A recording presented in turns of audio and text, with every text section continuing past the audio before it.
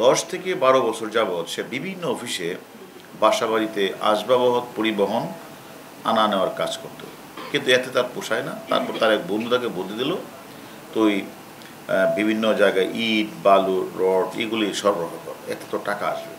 তখন সেই ব্যবসাটা করতে গিয়ে কিছু জায়গা থেকে লোন করলেন, লোন করে সে 10-15টা টাকা লোন করলেন। লোন করেও সে এখানে লস খেলেন। লস খাওয়ার পরে তখন তার উপায় না দেখে তখন সে পরিবার থেকে বিচ্ছিন্ন হয়েছে। মিরপুরের বিভিন্ন জায়গায় তিনি কিডনি বিক্রি করবে, একটা 10-12 লাখ টাকার কিডনি বিক্রি করবে। সে একটা মানে বিভিন্নভাবে সবাইকে সে প্রচার করেছেন, দেখা ওটা যে সে একটা জরুরি কিডনি বিক্রি করে রক্তের গ্রুপ, অনেক দিন সে ঘুরলেন, কিন্তু দুর্ভাগ্য এটা তার কিডনিটাকেও কিনলেন না। তখন একদিন সে ইউটিউবে দেখলেন যে সেখানে যে একটি দৃশ্য দেখলেন যে এটিএম বুথ ডাকাতি হচ্ছে।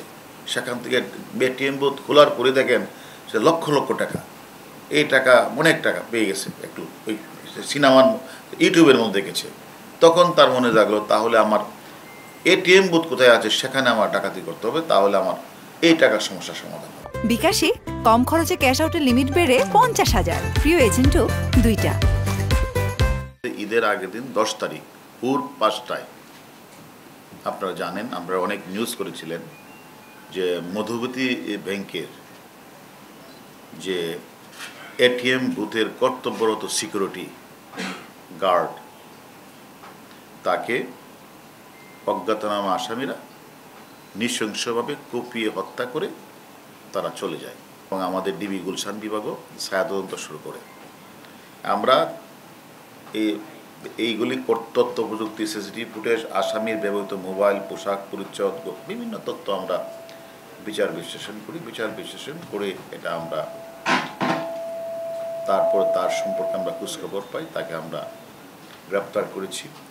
এবং ওই যে দ্বিতীয় আসামি, তার ডাকাত তাকে মেরে এটিএম বুথ যে ভেঙ্গে যে টাকাটা নিবে, সেটা সে স্বাধীন বাংলার সুপার মার্কেট হইতে হাতুড়ি, তারপরে শাবল এগুলি ক্রয় করেন এবং ফুটপাত হতে বাংলাদেশ ক্রিকেট দলের জার্সি ক্রয় করেন এবং লোক সমাগম কোন জায়গায় হবে সেটা চিন্তা করে সে তখন ঠিক করে শাহজাদপুরে যে মধুমতি ব্যাংক, এই জায়গায় লোকজন কম, সে সেখানে 3টায় যায় এবং তার ড্রেসের উপরে তার একটা ড্রেস ছিল পুমা ব্র্যান্ডের জলপাই রঙের শার্ট, এই শার্টটার উপরে সে ওই ক্রিকেট খেলার যে জার্সিটা পরে এটা কয়েকবার রেকি করে সে তারপরে যখন দেখে যে আস্তে আস্তে লোক সমাগম নাই, ভোর 5টার দিকে তখন সেখানে যায়।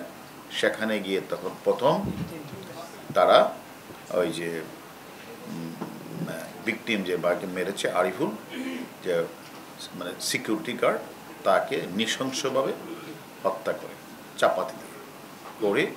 এরপর সে অনেক চেষ্টা করেছে যে মধুমতি ব্যাংকের এটিএম বুথটা সে ভাঙবে, কিন্তু সে দুর্ভাগ্য সে ভাঙতে পারে নাই। তখনই সে চাপাতি শাবল টাবলগুলি ফেলে মনের দুঃখে রাস্তা পার হয়ে তিনি আবার মিরপুরের দিকে একটি বাসে করে মিরপুর বাসে চলে যায় এবং বাসের মধ্যে ওই